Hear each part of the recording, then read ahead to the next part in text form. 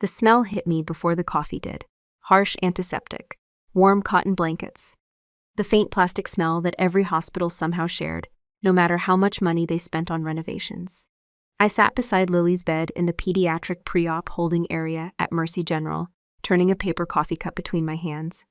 The coffee had been hot about 40 minutes earlier. Now it tasted like disappointment and cardboard. A heart monitor kept a steady rhythm beside us. Beep, beep, beep. Lily looked tiny under the hospital blanket. She was 7 years old. 7. A few strands of blonde hair stuck out from beneath the disposable surgical cap. Her stuffed rabbit, Captain Floppy, was tucked under one arm because the nurse had kindly agreed to let him stay until they rolled her into the operating room. "Mom?" Her voice sounded sleepy. "I'm here. You still look tired." I laughed once. "That's because I am. You should drink your coffee." That's exactly what a 7-year-old would say. A small smile appeared on her face. Then her eyelids drifted lower. The anesthesiologist had already explained everything twice. The surgical team had reviewed the procedure. I had signed enough paperwork to fill a 3-ring binder.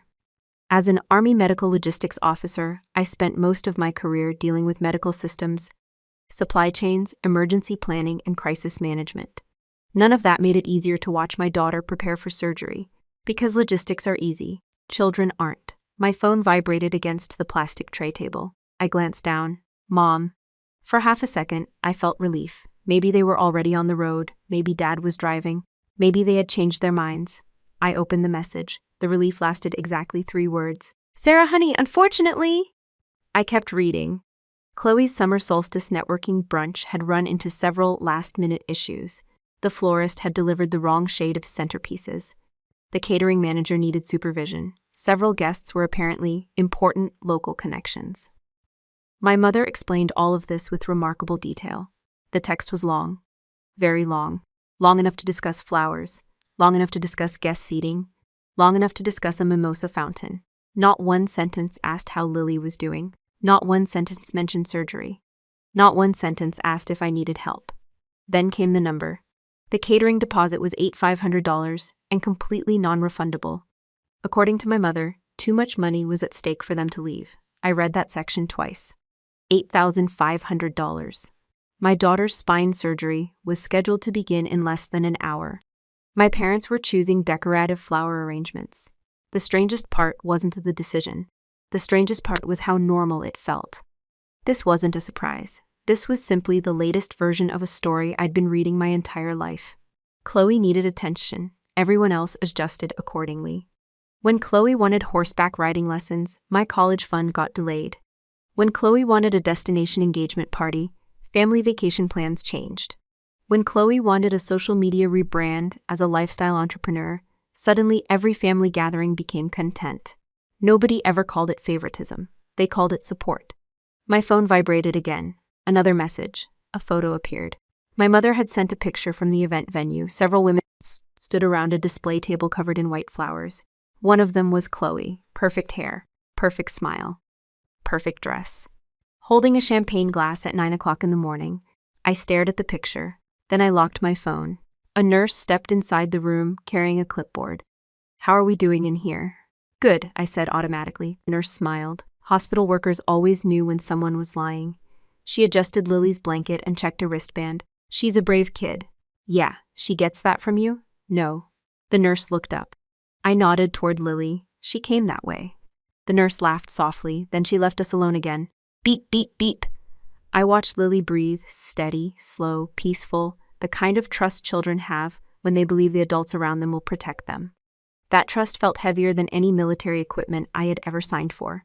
My phone vibrated one final time. I already knew who it was. "Mom," I opened the message. Just one sentence. "You're the strong one, Sarah. You always handle these clinical things so well." I read it once, then again. Not because it was complicated, because it explained everything. Strong one. That phrase had followed me my entire life. When Grandpa died, I was the strong one. When Dad had surgery, I was the strong one. When insurance paperwork became confusing, I was the strong one. When somebody needed unpaid labor, organization, transportation, planning, emotional support, or free expertise, I became the strong one. The title sounded like a compliment. It was actually an assignment. Strong people were expected to absorb inconvenience. Strong people didn't require comfort. Strong people certainly didn't need their parents. I locked my phone and placed it face down on the table. Across the room, a surgical clock quietly changed to 6:14 a.m. The heart monitor continued its steady rhythm. Lily shifted slightly beneath the blanket. I reached over and squeezed her hand. She squeezed back. For a moment, the room felt completely silent except for the machines. Not empty, just clear. Clear enough to understand something I should have understood years earlier. To my parents, Lily's surgery was a scheduling conflict. To Chloe, it was background noise. To me, it was the only thing in the world that mattered. The monitor kept beeping. The operating room doors opened somewhere down the hallway. And for the first time in my life, I stopped expecting my family to show up. The monitor kept its steady rhythm while the surgery board updated one line at a time. I had been staring at the same screen for nearly 6 hours. The board hung above the nurse's station, displaying patient numbers instead of names. Families sat scattered around the waiting area, pretending to read magazines, pretending to work on laptops, pretending not to watch every movement coming through the double doors. Nobody was fooling anybody. We were all waiting for someone else to tell us whether our lives would look different by dinner. I checked the board again. Lily's status still showed in surgery. The cafeteria had stopped serving breakfast hours ago. My second cup of vending machine coffee tasted worse than the first. At some point, I had removed my army jacket and folded it over the chair beside me. At some point, I had forgotten to eat lunch. At some point, my lower back had started hurting from sitting in the same plastic chair. Hospitals were remarkably good at making time move slowly. A nurse walked past carrying a tablet. A volunteer delivered flowers to another family. An elderly man snored 3 chairs away. Life continued. My phone remained silent. No calls from my parents, no texts from Chloe, nothing. Around 2:30 p.m., I heard something unusual in the hallway. Heavy footsteps, measured, confident. Not the quick pace of nurses, not the polished shoes of hospital administrators. Boots, actual boots. A few heads turned. The sound grew louder. Then Master Sergeant David Ross appeared around the corner, carrying a duffel bag in one hand and a brown tack-out bag in the other. His uniform pants were damp around the cuffs. Mud stained the sides of his boots. Rainwater still clung to his sleeves. I stood up before I realized I was doing it. David looked at me. Still alive? I laughed despite myself. Barely. Good. That was the entire greeting. No dramatic hug, no emotional speech. Just David. He set the takeout bag on a nearby table. The smell hit me immediately. Real food. Barbecue brisket, mashed potatoes, fresh bread, not chips, not crackers, not stale vending machine sandwiches. Real food. David pointed at the bag. Eat? I'm not hungry. That's not what I asked. I opened the bag. The food was still hot. I looked up. You drove all the way here? Storm slowed traffic. That was his entire explanation. The weather report that morning had warned about severe thunderstorms across 3 counties. Most people would have stayed home. David had apparently looked at that forecast and decided it was an inconvenience. Nothing more. He dropped the duffel bag beside my chair. Change of clothes. I blinked. What? You're wearing the same thing you had on yesterday. I looked down. He was right. The hoodie had coffee stains near one sleeve. I hadn't even noticed. David shrugged.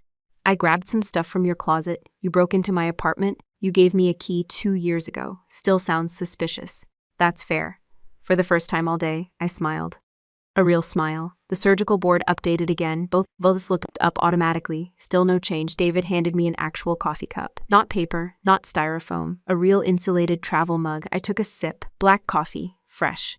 Strong enough to wake the dead. Where did you get this? Gas station 6 miles south. You drove through a thunderstorm for gas station coffee? It was rated 0.7 stars. I stared at him. David stared back. Neither of us laughed. Then both of us laughed. The tension cracked just enough for me to breathe normally again. He sat beside me. The chair complained loudly under his weight. For several minutes we watched people move through the hallway. No pity, no motivational speeches, no fake optimism, just company. Eventually David spoke. I fed your dog. I nodded. Thanks. I paid your utility bill. I looked over. What? The envelope on your counter. Oh, the payment was due tomorrow. Right, you should probably organize your paperwork better. I rolled my eyes. Anything else? Yeah. He leaned back in the chair. I'm taking the night shift. I frowned. What night shift? The one where I sit here while you go sleep somewhere. I'm not leaving. Didn't ask. David. Sarah, you don't have to do this. He looked genuinely confused. That was always the funny thing about David. Helping people never seemed noble to him. It was just the obvious thing. He pointed toward the hallway. "You've been awake almost 30 hours. I'm fine. You just called a hand sanitizer dispenser a coffee machine." I paused. Unfortunately, he was correct. David nodded once. Exactly. 3 more hours passed. The rain hammered against the windows. Families came and went. Doctors appeared occasionally. Every time the surgical doors opened, my heart jumped before my brain could stop it. Finally, a surgeon walked into the waiting room. Everything inside me froze. The surgeon smiled, and just like that, I could breathe again. The operation had gone well. There were no major complications. The correction was successful. Recovery would take time, but Lily was going to be okay. I sat down before my knees embarrassed me. David quietly pushed the coffee closer. Neither of us said much. We didn't need to. Several hours later, Lily was moved into recovery. Her eyes opened slowly. The anesthesia still had a strong grip on her. She blinked twice, then squinted toward me. "Mom, I'm here." She smiled weakly. Then she looked around the room. "Grandma," the question landed softly, which somehow made it worse. "Grandpa." Before I could answer, David stepped forward. He rested one hand against the bed rail. "I had to recruit them." Lily frowned. "What?" David lowered his voice dramatically. "Someone had to guard this room." Her eyes widened. "Oh, really?" He nodded seriously. "I told them this hospital already had doctors, nurses, and your mom." Lily listened carefully. "So what did they do?" "They accepted a highly classified security mission." Lily giggled. The sound was weak, but it was real. David continued. "They said I was the only person available to protect your room from unauthorized cookie thieves." "Cookie thieves? The worst kind." Lily smiled again. Then her eyes drifted closed. She fell asleep, still smiling. I watched her breathing settle into a peaceful rhythm, and I watched David quietly pull the visitor chair closer to the bed. Not for attention, not for recognition, just because he wanted to be there. At that moment, sitting inside that recovery room, I understood something my parents had spent decades teaching me without realizing it. Family wasn't the people who shared your last name. Family was the person who showed up when showing up was inconvenient. I looked at my daughter sleeping peacefully beneath her blankets.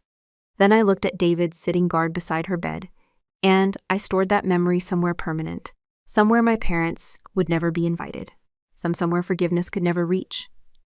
I closed the lid of Lily's laptop and slid a scholarship spreadsheet across the dining room table. "You're 12. Lily looked up from her math homework. And normal 12-year-olds spend Saturday mornings doing literally anything else." She grinned. "Normal 12-year-olds don't have a mom who color codes financial planning." Fair point. She returned to her worksheet. I returned to mine. The conversation ended there. That was one of my favorite things about living with Lily. Neither of us felt the need to fill silence with noise. 3 years had passed since her surgery. 3 years since I sat in a hospital chair watching David protect a recovery room that my parents couldn't be bothered to visit. 3 years since I finally stopped waiting for people to become different versions of themselves. Life got surprisingly peaceful after that. Not perfect, just peaceful. Lily had physical therapy twice a week for nearly 18 months. The recovery process involved appointments, exercises, insurance approvals, follow-up imaging, and enough paperwork to keep an entire office supply company profitable. But she recovered. She grew. She played soccer. She argued about bedtime. She became obsessed with forensic science documentaries. Most importantly, she stopped talking about that surgery. Children have a remarkable ability to move forward when adults stop dragging them backward. I learned something too. You don't always need a dramatic confrontation to create distance. Sometimes you simply stop participating. I never screamed at my parents. I never demanded an apology. I never sent a 12-page email listing grievances from childhood. I just stopped calling. The first month, nobody noticed. The second month, Chloe sent a group message containing 32 photos from a resort in Cabo. The third month, my mother posted pictures of her garden renovation, hydrangea roses, a decorative stone fountain. Not one message asked how Lily was doing. Not one message asked if we were alive. The family group chat became something I occasionally stressed through while waiting in line at the grocery store. It felt less like a conversation and more like a digital billboard advertising Chloe's life. One afternoon, she posted 27 pictures from a luxury wellness retreat. The caption read, "Protect your peace. I laughed so hard I nearly dropped my phone. David happened to be standing nearby. What? I handed him the phone. He read the caption. Then he looked at me. The irony, just committed a felony. That became one of my favorite phrases. The messages kept coming. Vacation photos, dinner parties, holiday decorations, birthday celebrations, new handbags, new landscaping.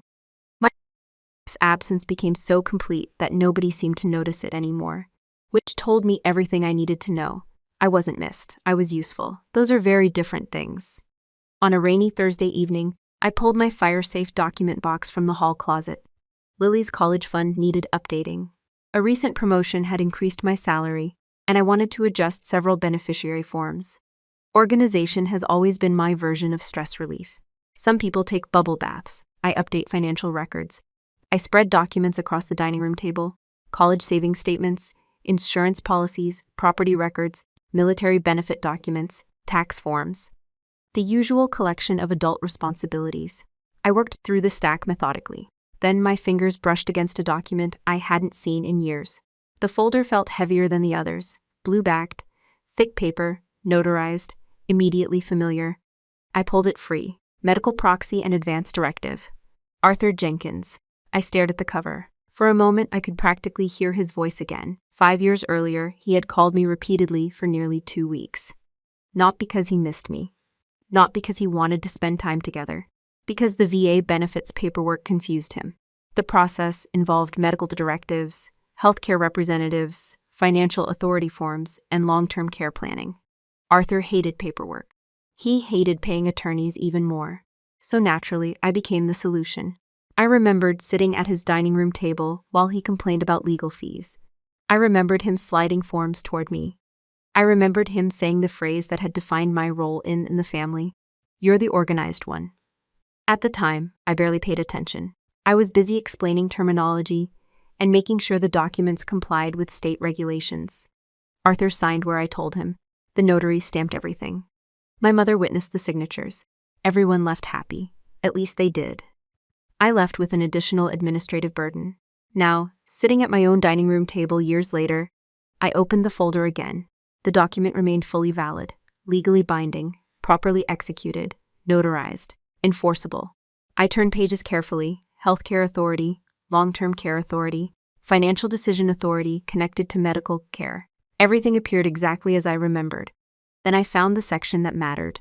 Arthur Jenkins designated Sarah Jenkins as sole healthcare proxy, not secondary proxy, sole proxy, exclusive authority. I blinked once, then read it again. Arthur had signed aggressively, pressing so hard with his blue ballpoint pen that the indentation nearly cut through the paper. I could see the pressure marks even now. The irony wasn't funny this time. It was fascinating. For decades, my father had treated me like unpaid administrative staff. Then he had legally handed me authority over some of the most important decisions of his life. Because paperwork bored him. Because details annoyed him. Because he assumed I would always be available. The thought sat quietly in my mind. Not important, not urgent, just interesting. Like finding an old photograph in a drawer. Across the room, Lily looked up from her homework. What are you looking at? Old paperwork. Exciting, really exciting. Sounds terrible. It is. She nodded. That answer apparently satisfied her. I slipped the document back into its folder. No anger, no revenge fantasy, no dramatic realization. Just a simple fact. The document existed. That was all. I returned it to the fire-safe box and continued organizing college fund paperwork. An hour later, everything was filed away. Life moved on, school schedules, soccer practices, work deadlines, dinner plans, normal life. A week later, my phone rang at 11:42 p.m. I was halfway through loading the dishwasher. The number on the screen belonged to a hospital. My stomach tightened immediately. Years working around medical systems had trained me to recognize emergency calls. Hospitals don't contact families that late to share good news. The phone rang again, then a third time. I dried my hands on a kitchen towel and answered. The voice on the other end spoke quickly, professional, urgent. And before the nurse finished introducing herself, I already knew something had gone very wrong. I grabbed my keys before the nurse finished explaining the situation. The drive to St. Jude's Medical Center took 27 minutes. The nurse had provided only basic information over the phone. Male patient, 62 years old. Massive stroke, emergency transport, possible loss of motor function. Family requested immediate contact with designated healthcare proxy. That last part told me more than anything else. Not wife, not daughter, proxy. The hospital had already found the paperwork. When I pulled into the parking garage, I texted David, "Need you to stay with Lily." His reply arrived before I reached the elevator. Already on my way. Of course he was. David treated emergencies the same way he treated everything else. Identify problem, apply solution, move on. By the time I entered the hospital lobby, he had already beaten me there. A second message appeared. Pizza in oven, Lily asleep, drive safe. I put my phone away. Then I followed the signs toward critical care. The waiting room was easy to find. I heard it before I saw it. Raised voices, crying, the unmistakable sound of panic trying to organize itself. When I stepped through the doorway, nothing surprised me. My mother sat near the coffee station clutching an expensive designer tissue. Her mascara had started running. Not enough to ruin it, just enough to advertise distress. Chloe paced back and forth near the windows, phone in one hand, designer handbag in the other. She was furious. Cancel the Aspen reservation, pause. No, I don't care what the cancellation fee is, pause. Because my father had a stroke, Melissa. Pause. Yes, a real stroke, pause. Why would I joke about that? I stopped listening. The conversation sounded less like concern and more like customer service troubleshooting. Neither of them noticed me immediately. I stood there for several seconds. Gray hoodie, blue jeans, running shoes. No makeup, no dramatic entrance. Just another person arriving at a hospital. Eventually, Chloe looked up. Relief flooded her face. Not because she missed me, because a problem solver had entered the room. Sarah. She practically exhaled the word. Mom looked over. Then she stood so quickly, her purse fell onto the floor. There you are. I nodded once. How is he? Neither woman answered immediately. That wasn't a great sign. People who actually listened to doctors could usually answer basic questions. Instead, Chloe waved her phone around. It's been a nightmare. Interesting choice of subject. Not Dad. The situation. I tried again. What happened? My mother finally responded. They were having dinner. I waited. Then Arthur collapsed. Still waiting. The ambulance came. More waiting. Neither one seemed capable of providing useful information. Years in military logistics had taught me an important lesson. During a crisis, panic generates enormous amounts of noise. Information is usually hiding underneath it. You just have to dig. Did they perform imaging? Blank stares. CT scan? More blank stares. Neurology consult? Nothing. I nodded slowly. That told me everything. They had spent hours inside a hospital and learned absolutely nothing. A nurse appeared from the hallway. Major Sarah Jenkins? That's me. The nurse visibly relaxed. Again, that told me something. She wasn't relieved because I arrived. She was relieved because somebody capable of answering questions had arrived. Before I could speak with her, my mother rushed forward. She grabbed my sleeve. Hard. Thank God you're here. There it was. Not thank God you're okay. Not thank God you came. Thank God you're useful. Her words came quickly. You need to talk to the doctors. She tightened her grip. You need to handle the insurance. Another squeeze. Chloe is entirely too stressed for this. I glanced toward Chloe. She was arguing with her travel agent. Apparently, the stress had not interfered with vacation management. Mom continued. They keep asking questions. I believe that. Forms need signatures. Also believable. They mentioned Medicare and rehabilitation and specialists, and I gently removed her hand from my sleeve. Not aggressively, not emotionally, just firmly. The same way I would remove a clipboard from someone's grasp during an emergency briefing. The motion stopped her mid-sentence. For a moment, she looked confused, almost offended, as if boundaries had become a new invention. I faced the nurse. Can you brief me? The nurse nodded immediately. Of course. My mother tried to interrupt. I held up one finger, nodded her face, just enough to indicate I was listening elsewhere. The nurse led me toward a quieter corner of the waiting room. Finally, actual information appeared. Arthur had suffered a severe ischemic stroke. The clot had affected multiple areas. Emergency intervention had stabilized him. The next 24 hours would be critical. Significant impairment was expected. Possibly permanent. Speech, mobility, cognitive function. Nobody knew the full extent yet. I listened carefully, asked questions, took notes in my phone, confirmed medications, reviewed timelines, clarified specialist recommendations. By the end of 5 minutes, I knew more about Arthur's condition than my family had learned in several hours. Not because I was smarter, because I was paying attention. When the nurse finished, she lowered her voice. The attending physician wants to speak with the family shortly. I nodded. Thank you.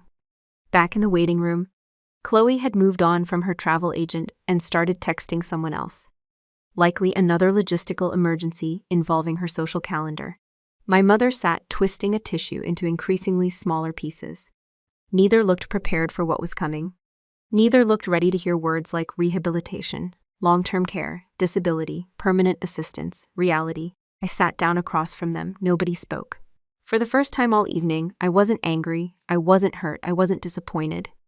Those emotions had expired years ago. What I felt now was something simpler. Distance. The kind that develops when someone finally stops trying to earn love that was never being offered. A set of double doors opened at the far end of the hallway. A physician stepped through, white coat, tablet in hand, serious expression. The room immediately shifted, because everyone understood the same thing. The next conversation was going to change everything. I folded my hands in my lap and waited for the physician to reach us. The waiting room seemed to shrink as he approached. My mother immediately stood. Chloe stopped texting. For the first time all evening, both of them appeared focused on something other than themselves. The physician introduced himself. Dr. Harrison Vance. We exchanged brief nods. He carried a tablet under one arm and looked exactly like every experienced hospital physician I'd ever worked with. Tired, professional, careful with his words. The kind of person who understood that families often heard only half of what was being said. Dr. Vance sat across from us. Nobody spoke. Nobody wanted to be the first person to hear the truth. Finally, he began. Arthur is stable. My mother immediately started crying again, not loud, just enough to suggest relief. Dr. Vance continued before she could celebrate. However, I need to be very clear about the severity of his condition. The relief disappeared. Fast, the doctor pulled up imaging results on his tablet. He explained the location of the stroke, the damage, the likely outcomes, the rehabilitation challenges, the neurological deficits, the recovery timeline. Every sentence seemed heavier than the last. Arthur was alive. That was the good news. The rest wasn't. His speech would likely be affected. Mobility would be significantly impaired. Independent living was no longer realistic. Even under the best circumstances, he would require substantial daily assistance. Then Dr. Vance reached the part nobody wanted to hear. He will require long-term skilled nursing care. The room became very quiet. My mother blinked. What does that mean? It means 24-hour medical supervision. The doctor remained calm. Medication management, physical assistance, ongoing rehabilitation services, professional nursing staff. Chloe frowned. For how long? Dr. Vance looked directly at her. Possibly permanently. That landed harder than the word stroke. Permanent. Not a temporary inconvenience. Not a rough few months. Permanent. The doctor continued explaining facility options, levels of care, insurance limitations, Medicare requirements, waiting lists, assessments. I listened carefully. My mother wasn't listening at all. I could tell. Her attention had shifted somewhere else. Not toward Arthur. Toward herself, toward her future, toward the life that was suddenly changing without her permission. Then Dr. Vance mentioned cost. Not specific numbers yet, just reality. Specialized care was expensive. Long-term care was expensive. Very expensive. Astronomically expensive, depending on the facility. My mother's expression changed immediately. I had seen that look before. The look people get when math starts attacking their plans. Dr. Vance finished his overview and paused. Silence followed, for approximately 3 seconds. Then my mother turned toward me, not the doctor, me. Her voice dropped into a familiar tone, the tone she used when assigning responsibilities, the tone she used when volunteering my time, the tone she used when informing me what my future would be. Sarah. There it was. I already knew where this conversation was going. Your apartment is on the ground floor. I said nothing. You work from home half the week. Still nothing. It only makes sense, of course. Not how are you feeling? Not what do you think? Not is this possible? Only what makes sense. To her, she continued.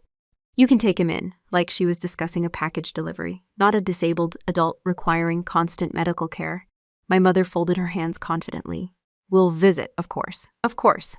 The same way they visited Lily's surgery, the same way they supported every crisis that wasn't convenient.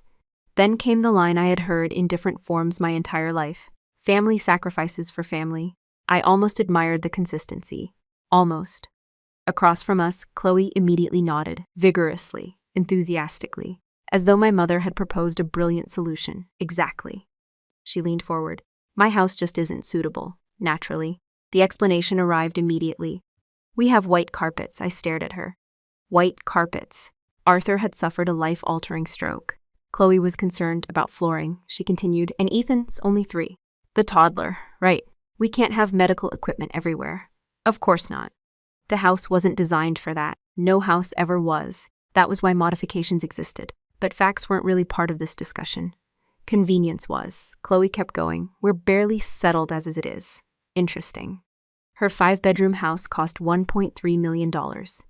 My 2-bedroom apartment suddenly seemed the obvious choice, according to her logic. Meanwhile, nobody had asked a single question about Lily. Nobody had considered what round-the-clock care would do to a 12-year-old girl. Nobody had considered space, privacy, emotional consequences, school schedules, medical appointments. Nothing. The decision had already been made, not by me, for me. That was always the family process. Step 1, create problem. Step 2, locate Sarah. Step 3, assign responsibility. Step 4, call it love. The remarkable part wasn't their selfishness. The remarkable part was their certainty. Neither woman appeared concerned that I might disagree. They genuinely expected compliance. My mother even smiled slightly. The smile of someone convinced the meeting was over. See? She glanced toward Chloe. We'll all help. I almost laughed. The phrase all help was carrying an immense amount of imaginary labor. Dr. Vance remained silent. Professionals learned to recognize family dynamics quickly. He was watching, listening, gathering information. My mother mistook his silence for agreement. He'll be happier with family. Maybe, maybe not. My father spent most of Lily's surgery supervising floral arrangements. I wasn't sure family meant what she thought it meant. Chloe crossed one leg over the other. We can stop by on weekends. How generous. My mother nodded. Exactly. Then she looked directly at me, waiting, expecting, assuming. The same way she always had. As if my answer had already been written years ago. As if being the strong one automatically meant being available. As if my life and Lily's life were resources waiting to be allocated. The plan was simple. I would absorb the burden. They would preserve their comfort. Everyone would continue pretending that sacrifice and convenience were being distributed equally. Neither of them realized something important. 3 years changes people. Especially when those 3 years are peaceful. Especially when those 3 years teach you the difference between responsibility and exploitation. My mother was still waiting. Chloe was still nodding. Both of them expected agreement, expected obedience, expected the familiar outcome. Instead of looking at either one of them, I turned toward Dr. Harrison Vance and asked the only question that actually mattered. What are Arthur's long-term care options? The question seemed to catch everyone off guard. Not because it was complicated, because it wasn't the answer they expected. My mother's expression tightened immediately. Chloe stopped nodding. Dr. Vance glanced down at his tablet, then back at me. There are several possibilities. He began outlining them. Rehabilitation facilities, transitional care units, long-term skilled nursing centers, specialized neurological recovery programs. Each option came with different levels of support, different waiting periods, and very different costs. I listened carefully. My mother didn't. The longer he spoke, the more irritated she became. Eventually she interrupted. Why are we discussing facilities? Dr. Vance paused. My mother pointed directly at me. She's taking him home. There it was again. Not a request, a declaration. As though the decision had already been approved, Dr. Vance remained professional. Ma'am, we're discussing all available care options. There is no discussion. My mother folded her arms. Family takes care of family. The phrase was beginning to lose whatever charm she believed it carried. Dr. Vance waited. Years of medical practice had clearly taught him patience. Unfortunately for him, patience only encouraged my mother. She leaned forward. My husband belongs with family. The doctor nodded politely. That may ultimately be part of the decision-making process. Good. She sat back. Problem solved, at least in her mind. Then Dr. Vance said something that changed the entire room. However, the placement decision must be made by the legal next of kin or the designated healthcare proxy. The room went quiet, not dramatic, just sudden. The kind of silence that happens when somebody unknowingly steps onto unstable ground. Dr. Vance looked toward my mother, waiting. My mother straightened immediately, Relief appeared on her face, finally, a subject she understood. Authority, control titles, positions. She squared her shoulders. I am his wife. The confidence returned instantly. I make the decisions. She pointed toward me without even looking. And I say he goes with her. There it was, the official order, delivered, finalized, approved. The problem, of course, was that reality didn't care about her confidence. I slowly unzipped my bag. Nobody paid much attention at first. My mother continued speaking. Chloe resumed nodding. Dr. Vance remained silent. I reached inside and pulled out a thick folder, blue-backed, heavy. Exactly where it had been sitting for years. The same document I had almost forgotten about. The same document Arthur had insisted on creating because hiring an attorney cost money. The same document my mother had witnessed personally. I placed it on my lap, opened it, turned several pages. Then I stood. Nobody spoke. I walked around the coffee table, separating our chairs. The folder remained in my hands. Dr. Vance looked down as I approached. I opened the document directly in front of him. Then I pointed to paragraph 4, Doctor. He adjusted his glasses. Yes, this may be relevant. He accepted the paperwork. For several seconds he simply read. The room remained silent. My mother's confidence began fading. Not dramatically, just enough. The way people react when they realize a conversation has changed direction without them. Dr. Vance turned another page, then another. He checked the signature section, then the notary page, then the witness verification. His expression didn't change. Experienced physicians were good at hiding reactions. Still, I noticed him reading the same paragraph twice. Finally, Chloe spoke. What is that? I answered without looking at her. A medical proxy. Nobody said anything, so I continued. 5 years ago, Arthur assigned me as his sole healthcare proxy. My mother's eyes narrowed. I could practically see her searching through old memories, trying to locate a detail she once ignored. I pointed toward the signature page. He also assigned financial authority connected to long-term medical care. Dr. Vance continued reviewing the paperwork. The room had become completely still. Then I delivered the part that mattered. The authority is sole and irrevocable unless legally amended. My mother's face lost color. Slowly, almost imperceptibly, I pointed again. Your signature is at the bottom. Now she remembered. I watched recognition arrive. Not all at once, piece by piece. A dining room table, a notary, a stack of paperwork, an afternoon she barely paid attention to. Because at the time it had seemed unimportant, Arthur handled the signatures. I handled the details. My mother signed where she was told. Then everyone moved on. Except the paperwork didn't move on. Paperwork never forgets. Chloe looked between us. What does that mean? Nobody answered immediately. Dr. Vance closed the folder carefully. Then he looked directly at me, not my mother, me. His tone remained calm, professional, certain. This appears valid. My mother stood so quickly her chair scraped across the floor. Excuse me?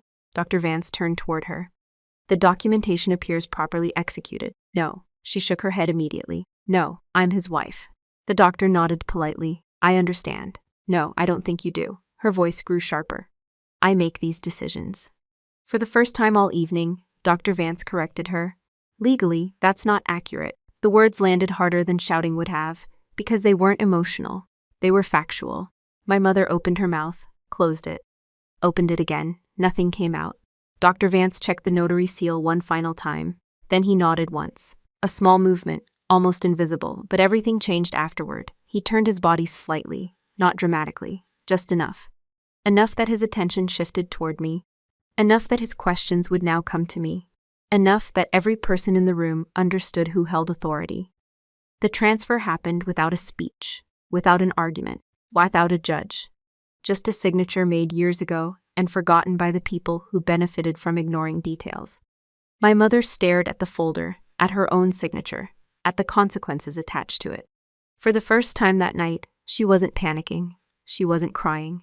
She wasn't commanding. She was calculating, because she had finally realized something dangerous. The person she spent decades treating like unpaid help was no longer waiting for instructions. And legally, nobody could give her any. My mother stared at the blue-back document as if it had personally betrayed her. For years, paperwork had been something that happened around her. Forms appeared, signatures appeared, problems disappeared. Somebody else handled the details, usually me. Now the details were handling her.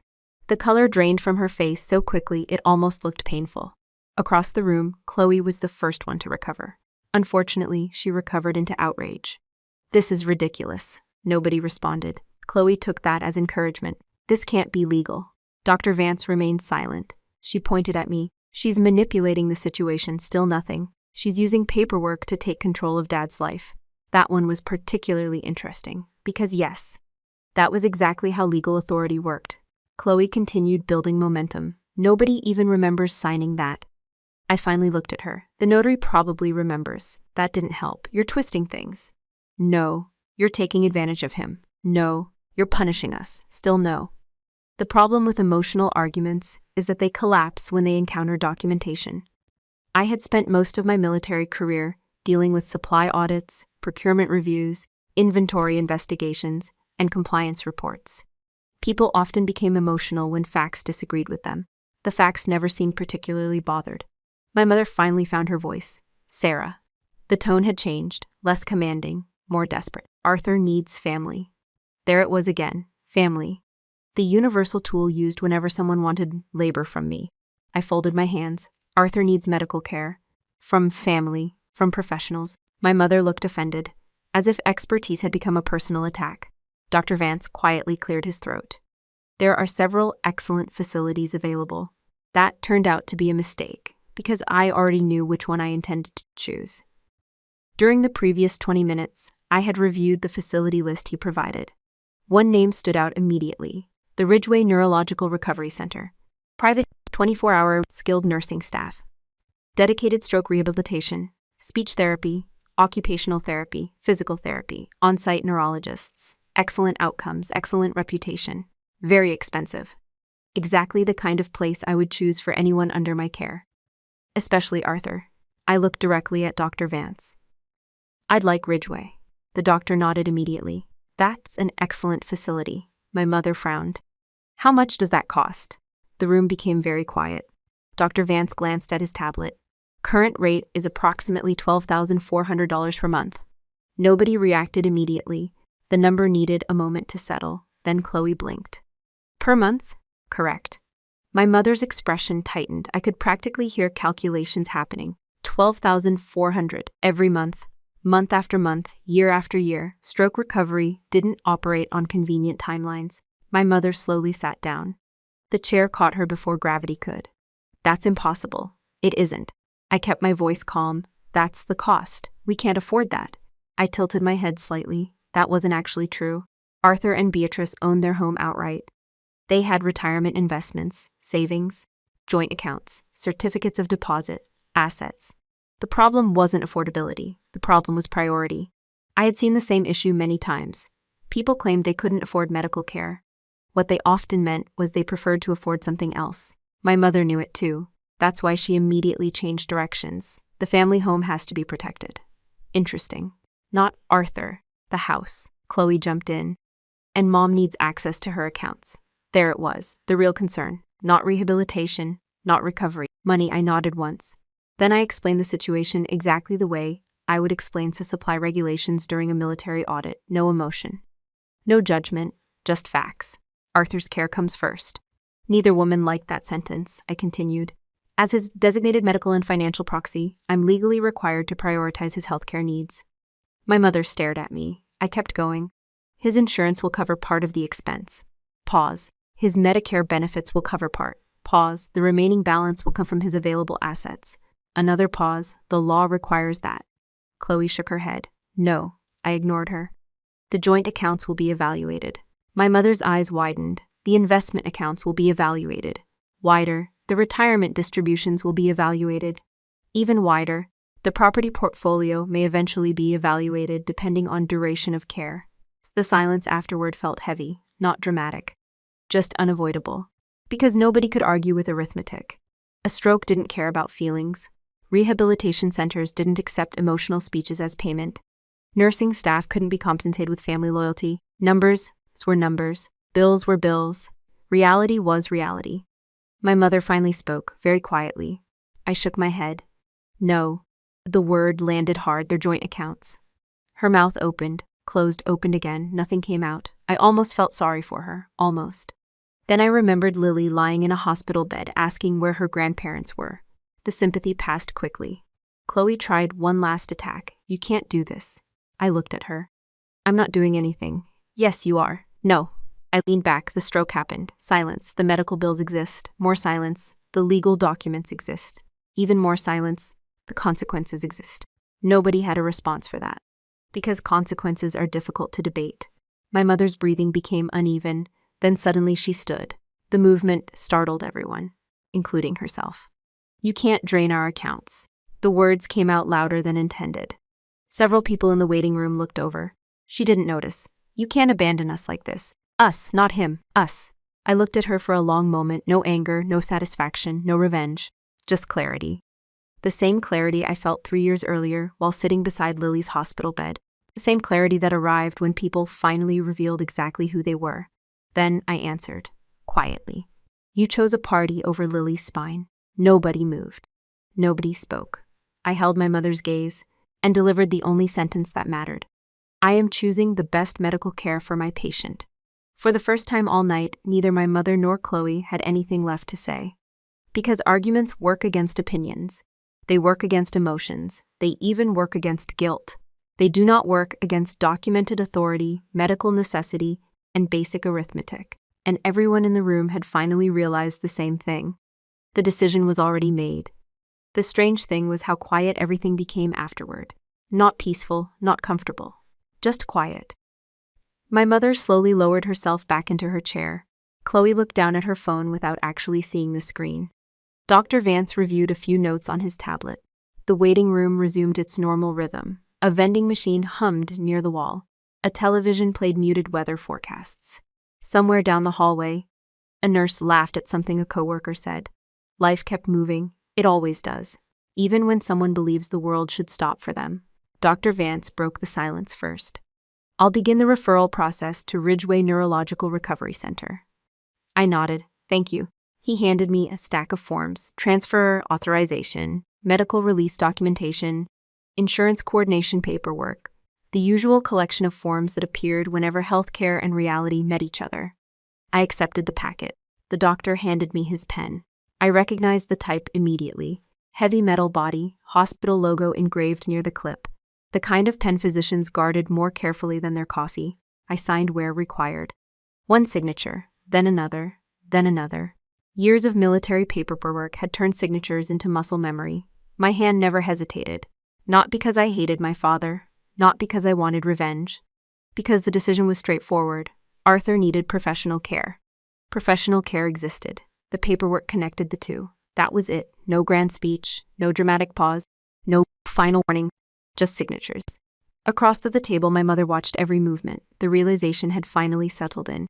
Not the medical reality, not the legal reality, the personal reality. For decades, she had treated me like a utility. Something reliable, something available, something that existed primarily when work needed to be done. Insurance forms, tax questions, medical paperwork, estate planning, government benefits, scheduling, problem solving, crisis management.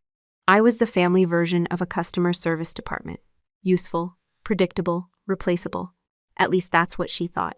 Now she was watching the consequences of that assumption. The daughter she never prioritized had become the only person with legal authority. The daughter she took for granted had followed every rule. The daughter she expected to obey had simply read the paperwork. There was something almost funny about it. Almost. When the final form was complete, I handed the packet back to Dr. Vance. He reviewed the signatures. Satisfied, he tucked everything into a folder. We'll begin arrangements immediately. I stood. The meeting was over. At least for me. My mother stood too, Sarah. Her voice sounded smaller now. I turned. For a second, I thought she might apologize.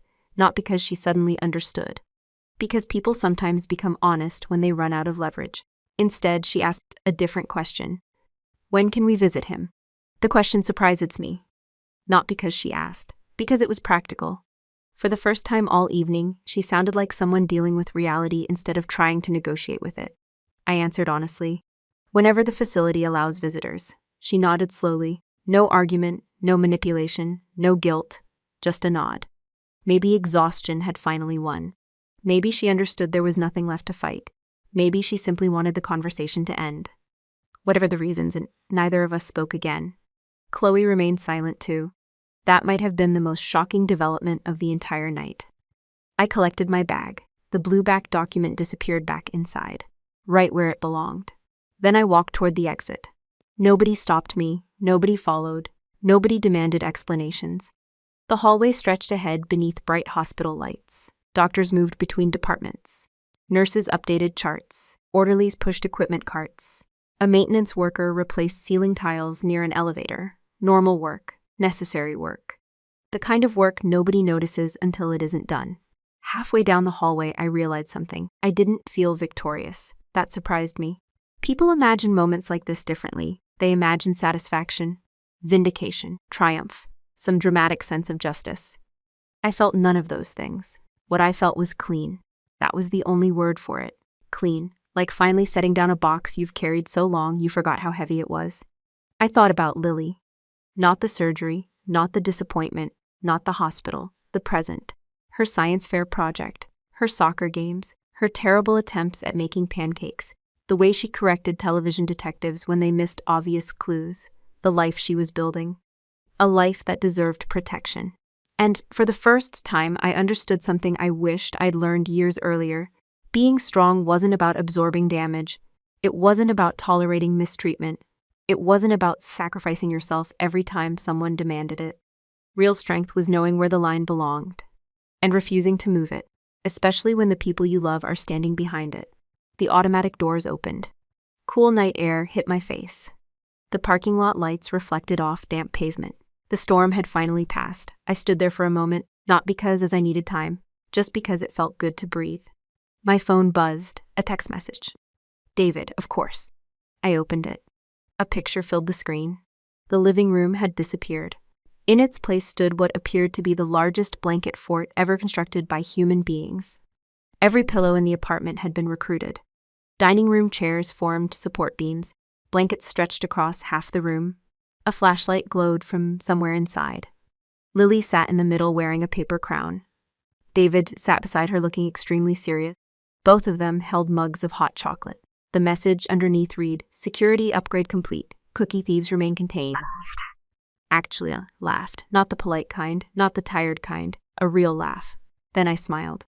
The kind that arrives naturally. The kind that doesn't need effort. The kind that feels like home. I slipped my phone into my pocket and headed toward my car. Behind me, the hospital continued doing what hospitals do. Ahead of me, a blanket fort waited in a living room filled with people who chose to be there. I started the engine, turned toward home, and drove towards the only family that had ever truly wanted me. After everything that happened with my parents, a lot of people asked me the same question. They wanted to know when I finally gave up on my family. The truth is, I didn't. At least not in the way people imagine. There was no dramatic moment where I stood up from a table and announced that I was done. There was no screaming match, no family meeting, no speech. What actually happened was much quieter than that. I stopped confusing being needed with being loved, and once I understood the difference, I couldn't unsee it.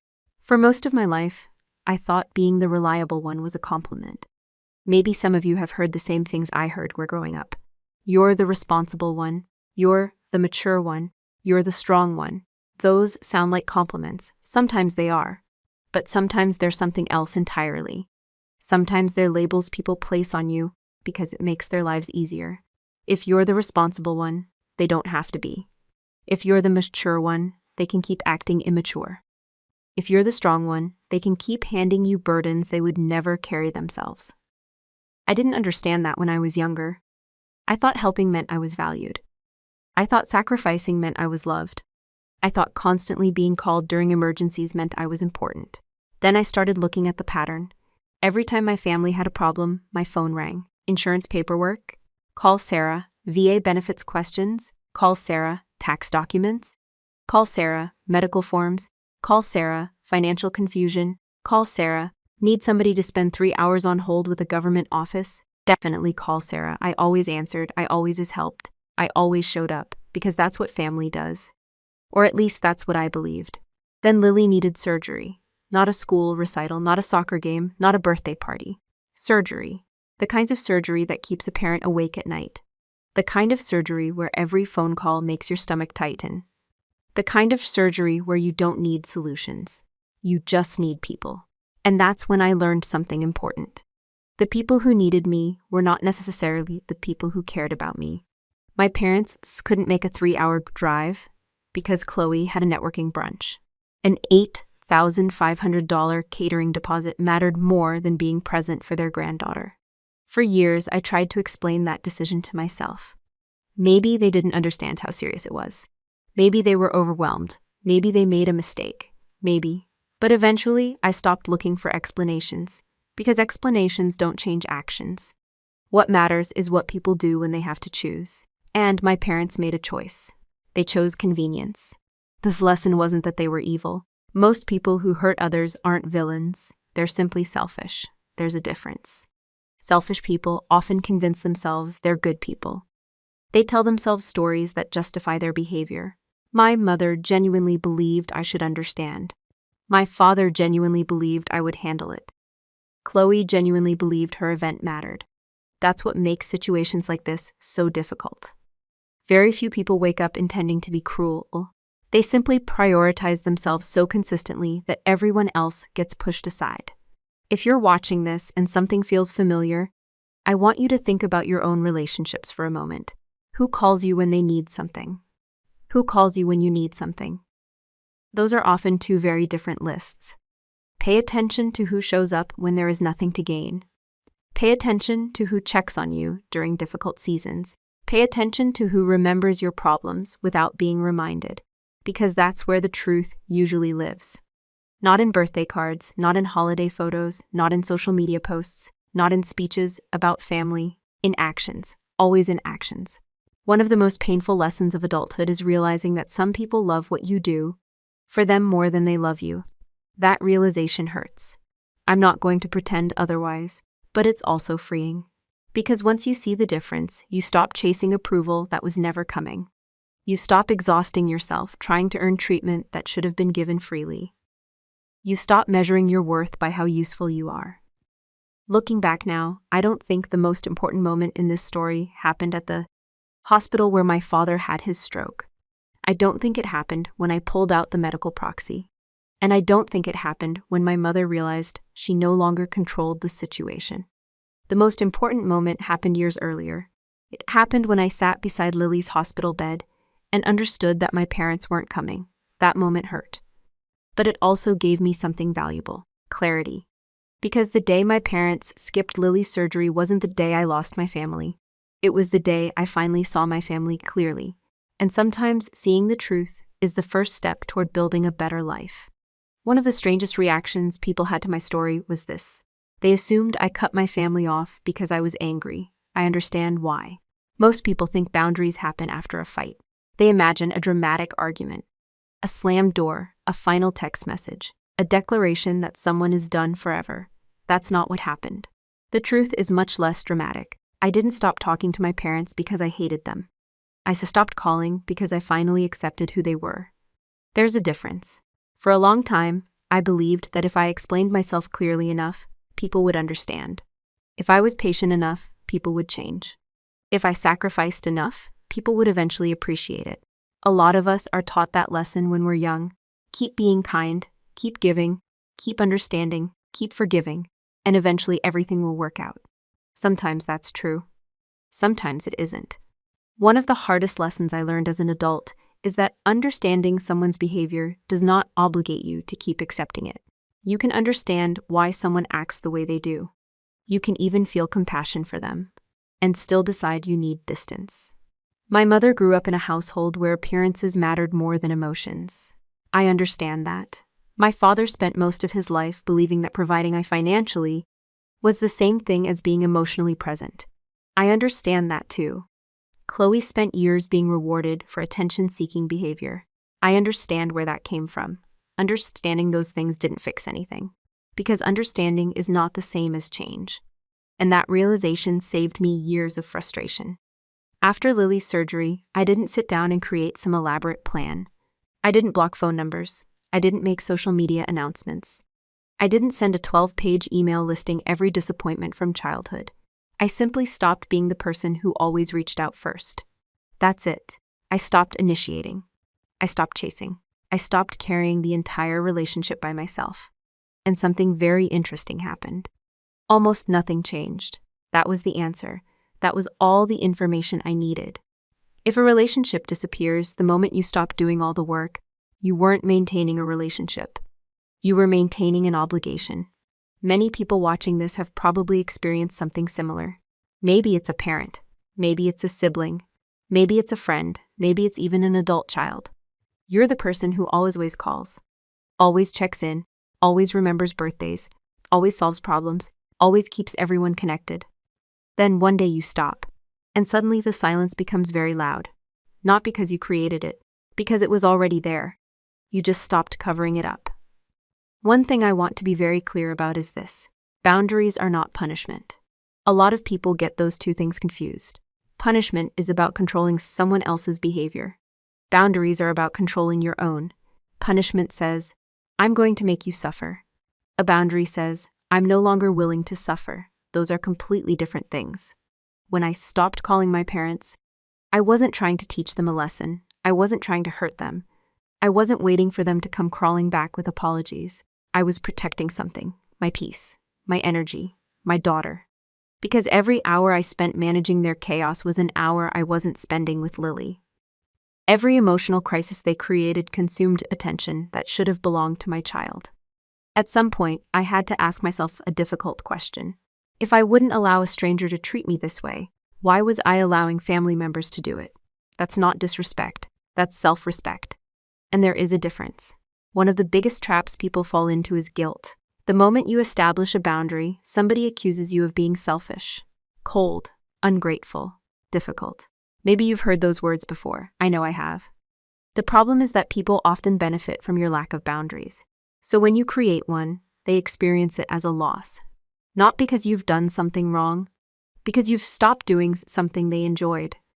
That distinction matters. A healthy person may not like your boundary, but they can respect it. An unhealthy person often sees your boundary as a personal attack, because they never expected limits to apply to them. If you're watching this and there is a relationship in your life that constantly leaves you exhausted, I want you to think about something. You don't have to hate someone to create distance. You don't have to prove they are a bad person. You don't have to win an argument. Sometimes you simply acknowledge reality. Sometimes you stop expecting someone to become the person they've repeatedly shown you they are not. And sometimes that's enough. The boundary that changed my life wasn't complicated. It wasn't dramatic. It wasn't even loud. It was a simple decision. I stopped volunteering for a role that nobody else appreciated. And once I did that, something unexpected happened. I had more time, more energy, more peace, more patience. Most importantly, I became more present for the people who actually showed up for me. Because boundaries are not walls designed to keep love out. They're filters. They help you protect what matters most. And sometimes the healthiest thing you can do is stop asking people to treat you better and start deciding what treatment you're willing to accept. There's one final lesson I want to leave you with, and honestly, it might be the most important lesson in this entire story. Family is not always the people you share DNA with. I know that's not a popular thing to say.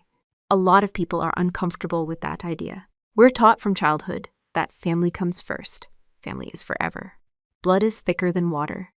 Most of us grow up hearing some version of those phrases. The problem is that life eventually introduces us to reality. And reality is often more complicated than slogans.